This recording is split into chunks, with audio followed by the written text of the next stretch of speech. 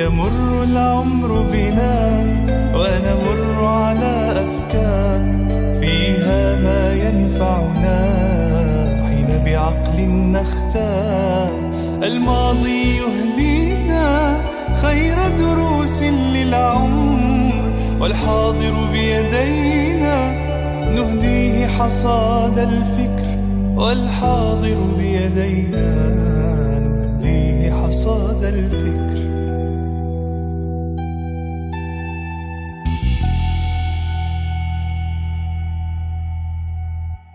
بسم الله الرحمن الرحيم، الحمد لله والصلاة والسلام على رسول الله. أحييكم وأرحب بكم مع حصاد الفكر، وحديثي حول ترتيب الأخطار التي تهدد أمتنا. كثير من الشباب عندما يتعامل مع أخطار الأمة يذكرها كأنها متساوية مع بعضها، خطر كذا وخطر كذا وخطر، وأحيانا يجلسوا جلسة ويتكلموا عن كل الأخطار كأنها متساوية. لا، يجب أن نتعلم عقلية التحليل، والتحليل هو أساس التفكير، والتفكير هو أساس المواقف، وهو أساس كل العمل. فإذا قبل محاولة تحديد هذا الترتيب للأخطار يجب أن نحدد المعايير. تذكروا هذا يا شباب، أن عند محاولة تحليل أي شيء، عندما أقول لكم ما رأيكم في كذا، لازم تسألوني حسب أي معايير، أو تقولوا حسب المعايير التالية رأيي كذا. أما إطلاق الجواب بدون معايير هذا يجعلنا في عموميات لا تنفع. فعندما نحاول أن نحدد الأخطار التي تهدد الأمة سيختلف هذا الترتيب حسب نوعية المعايير التي بناءها سنقيس. خذوا مثلا، إذا لو كان التحليل حسب معيار نوعية الجريمة، طبعا الجرائم ليست متساوية.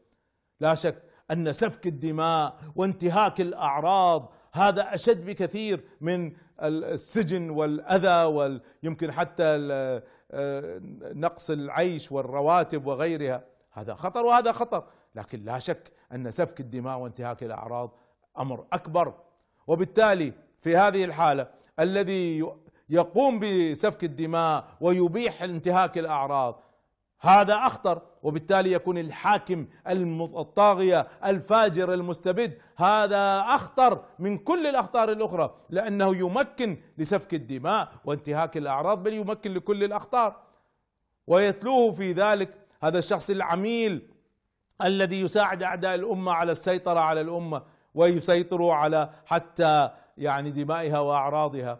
أيضا هذا سيأتي في المقدمات هنا قائد جيش عندما يطالب الناس بالعزة والكرامة يقوم يقصفهم ويذبحهم وكذا. هذا لا شك خطر شديد لأنه أباح الدماء. أيضا الإرهابي الذي يقتل الأبرياء بلا تفرقة ولا معايير، هذا لا شك أنه من الأخطار الشديدة. إذن حسب نوعية الجريمة. معيار آخر حسب حجم الجريمة، عدد المتأثرين بها، فالذي يقتل وينتهك الأعراض بالآلاف والمئات الألوف ليس كالذي يسجن أعداد محدودة. فإذا هنا سيأتي الطاغية الجبار في مقدمة هؤلاء. أيضا يأتي الطائفي الذي ينجح في طائفيته فيفرق الأمة ويسبب قتال بينها ويسبب قتل على الهوية. لا شك أنه من المجرمين الكبار ومن الأخطار الكبيرة. أيضا يأتي ناشر الرذيلة بالإعلام وبالقصص الرذيلة التي لا أخلاق فيها، فيشجع على الفساد، الذين يحبون أن تشيع الفاحشة في الذين آمنوا. لا شك أن هؤلاء جريمتهم كبيرة. إذا أخذنا معيارا آخرا وهو تعدي الأثر، ممكن شخص يكون بحد ذاته مجرم، وممكن شخص هو مجرم ويصنع مجرمين ويحرك مجرمين. هنا أيضا يأتي الطاغية الذي يمكن للمجرمين والذي يورث وراء مجرمين. لا شك يأتي في مقدمة الترتيب. أيضا العالم الذي يؤيد الاستبداد، هذا أثره متعدي ليس أثر خاص به. وطبعا الإعلامي الفاسد سيفسد ويؤدي إلى جرائم أخلاقية بل حتى بالقتل وغيره، هذا لا شك أنه مجرم كبير. إذا أخذنا الخطر الداخلي سنجد أن العملاء الذين يساعدوا الأعداء الطغاة الذين يعني يضغطوا على الأمة ويجعلوها في تخلف ويجعلوها، هذا خطر كبير. فأيضا يأتي هنا الحكام المستسلمين لأعداء الأمة، هذا خطر داخلي وخارجي. طبعا هنا ستأتي مسألة، وهو ما هي إمكانية الأمة لمواجهة هذه الأخطار؟ ستعتمد إذا كانت قيادات العسكرية فاسدة، غير لما يكون موالية للشعب ومستعدة أن تكون معه. فبالتالي الخطر الأكبر هو رأس الهرم الفاسد وأعوان رأس الهرم الفاسد. فانتبهوا لترتيب الأخطار حفظكم الله منها جميعا.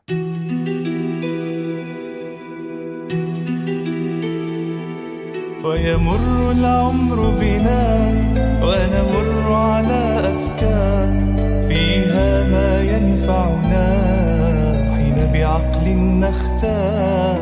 الماضي يهدينا خير دروس للعمر، والحاضر بيدينا نهديه حصاد الفكر، والحاضر بيدينا نهديه حصاد الفكر.